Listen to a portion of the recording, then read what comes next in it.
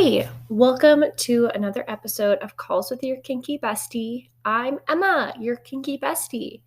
I'm a submissive, I'm a kinky person, I'm partnered, I have struggled through dating while kinky, and now I really want to help other subs going through this process so that it doesn't have to be so scary. Um, Today, I wanted to talk a little bit about the idea of getting experience with kinky sex before you have a kinky partner. There tends to be this idea, and I think this frustration around wanting to have these kinky experiences, but before you have them, you feel like no one else wants to play with you because you're not experienced yet. But how can you get experience if no one wants to play with you? So this is all about that idea. And the really beautiful thing about it is that you do not need another person to get experience with kinky play at all.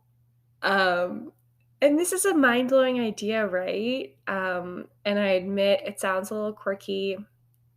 Things can get a little strange, but hear me out. I think there's a lot of validity to this idea.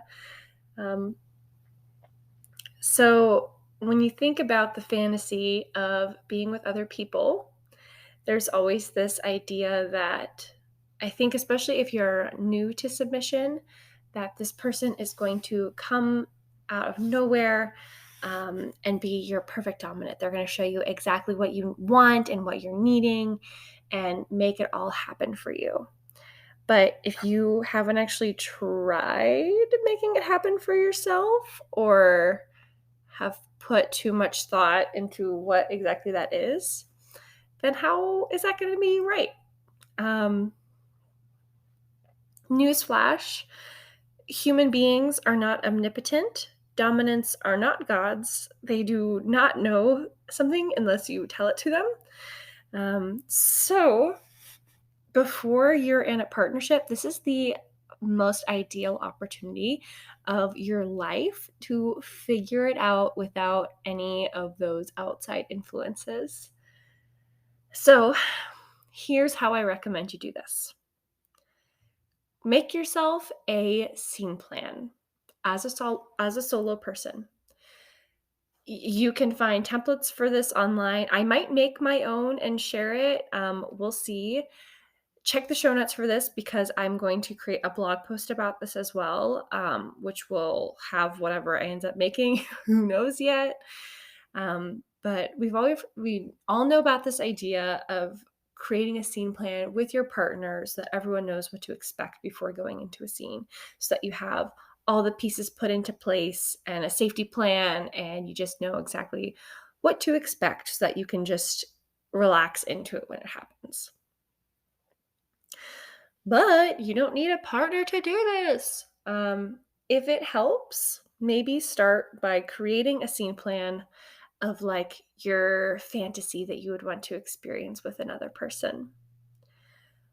What activities would you want to do together? What would you want the environment to be like? The dynamic to be like? What do you want them to say to you? How do you want them to touch you? What sort of tools do you want to play with or toys? And what would aftercare be like? And then once you have this idea for yourself of what that's going to be, start converting it into what can be done on your own. So this might get a little far-fetched, but I genuinely think most things that you can do with a partner, you can do on your own. And sure, things aren't going to be exactly the same. Like maybe a kink of yours is you really want to experience impact play. Well, you can spank yourself for sure. It will not be the same as being spanked by another person.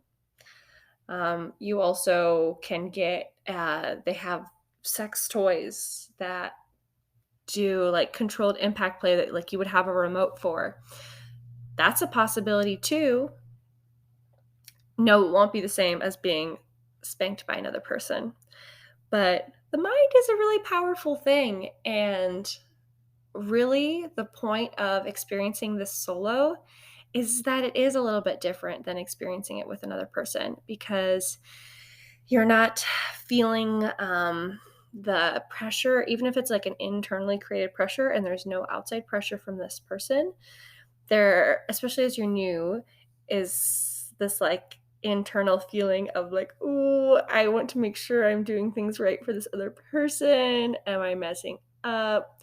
Are they feeling good?" And while I think a lot of these thoughts are good thoughts to have whenever you're being intimate with another person, for just for everybody's safety and for everybody having a good time, it is so important to make time and space for yourself without that additional person, to just figure out how you are feeling about something, like some physical sensation, some environment, some type of toy, just some type of play, and having the space to really listen to yourself and feel what it's going to be like for you. There's also a ton of validity in just making things happen for yourself in general. I think this is a lesson to take away from all aspects of dating. They say, you need to be happy before with you, like by yourself, before you can be happy with someone else. And it's so true, right? Because getting an extra person in your life isn't going to suddenly make your life better. It's going to make your life different. But if you're not truly happy with your situation, someone else isn't going to be able to get you there either. There might be like a little bit of lust that kind of clouds your situation for a while. But you know, a lot of this is on you. Dating is what you make of it. Your life is what you make of it.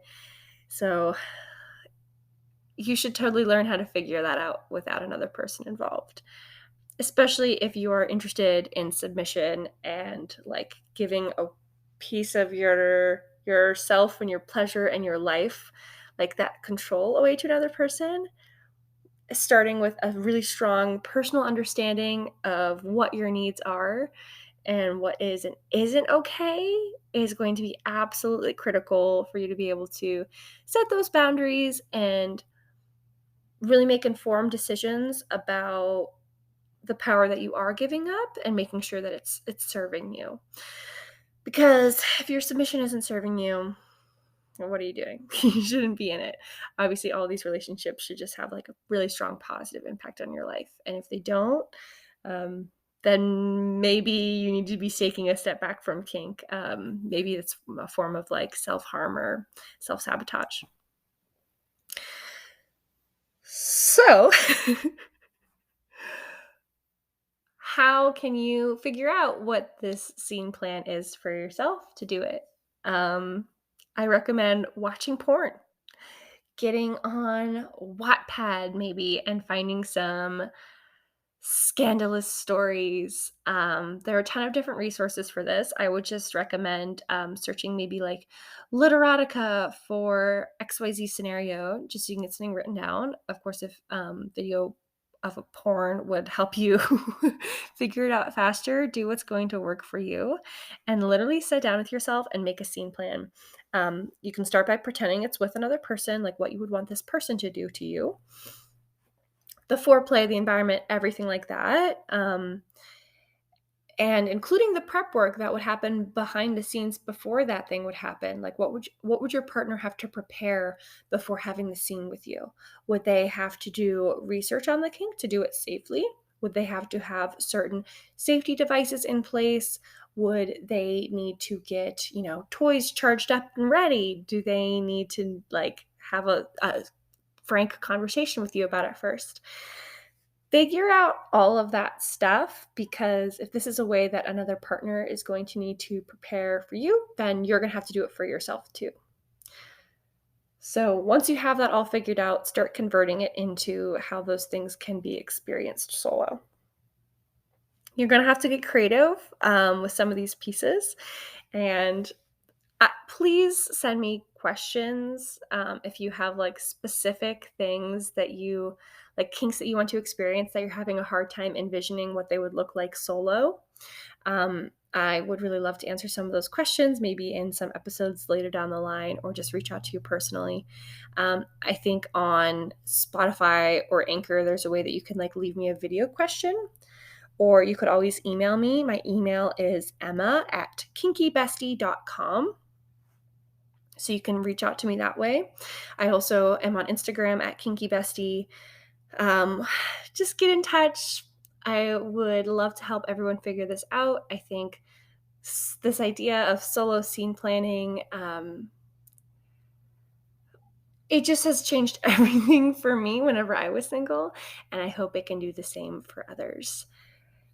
Because once you are fulfilling all of your needs for yourself and you don't need an additional person to do it, then it really opens up this new space where you are allowing others to just show you what they're about and what they can do for you. And a lot of magic starts to happen when you're able to like drop that expectation of wanting so and so to make something happen for you and putting so much pressure on it because you think that this person is the only way that you can have this experience, when really that is the furthest thing from the truth. You are the creator of your own universe and you can make things happen for yourself. You do it every single day. So thanks for listening in. Sorry, this was a short little baby episode. I just was really feeling motivated to chat about this and wanted to get it out there. Thanks so much for listening. If you are in the beginning processes of this dating while kinky process, I highly recommend listening to my previous episode. It's called What You Need to Know Before Dating Dominance.